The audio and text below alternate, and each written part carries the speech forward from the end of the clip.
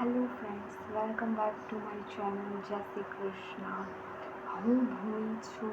હું ઇંગ્લિશના કેટલાક concept clear કરી રહી છું. તો આજના આ જે વિડીયો છે એ વિડીયોની અંદર હું ટુ બી અને ટુ હેવ સમજાવવાનો પ્રયત્ન કરીશ. સૌથી પહેલાં ટુ બીની અંદર વર્તમાન કાળના રૂપ છે એમ, ઇઝ અને આર. જે આઈ છે એની સાથે હંમેશા એમ લાગે, અને જે એક વચન નામ છે જેમ કે હી, શી, ઈટ, ભૂમિ, તો એની સાથે શું લાગે? ઇઝ લાગે. He is, she is, it is, Bhumi is. અને આર, તો જે આર છે એ બહુવચન નામ સાથે લાગે, જેમ કે અમે છીએ, વી આર. તેઓ છે, ધે આર. અથવા તો કોઈ બહુવચન નામ હોય તો એની સાથે આર આવે. મારે એવું કહેવું છે કે હું ડૉક્ટર છું, તો આઈ એમ ડૉક્ટર. તેણી ક્યાં છે? મુંબઈમાં છે, તો શી ઇઝ ઇન મુંબઈ. તે જે છે એ એન્જિનિયર છે, તો હી ઇઝ એન્જિનિયર.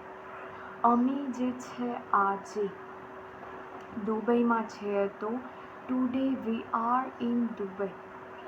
તો એમ, ઇઝ, આર એ વર્તમાન કાળ માટે એનો ઉપયોગ થાય છે. મારે હવે છે ટુ હેવ.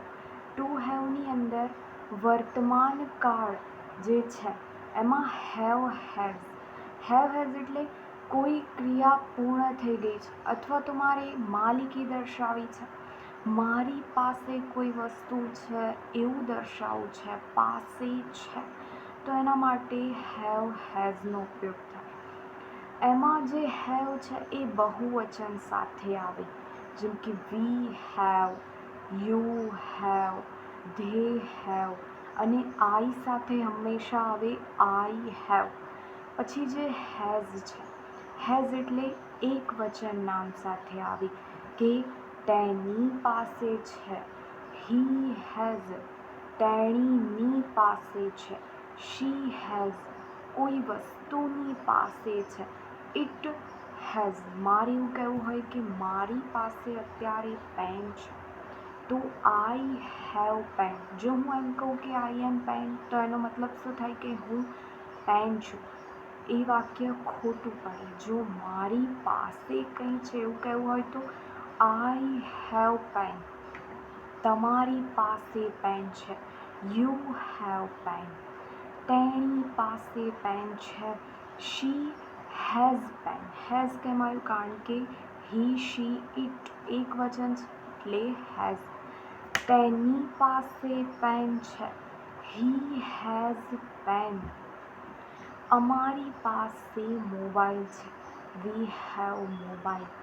તેઓની પાસે મોબાઈલ છે, ધે હેવ મોબાઈલ. તમારી પાસે મોબાઈલ છે, યુ હેવ મોબાઈલ. મતલબ કે મારે એવું દર્શાવવું છે કે મારી પાસે કંઈ છે, તમારી પાસે કંઈ છે, અમારી પાસે કંઈ છે, તેઓની પાસે કંઈ છે, તો શાનો ઉપયોગ થશે? હેવ હેઝનો ઉપયોગ થશે.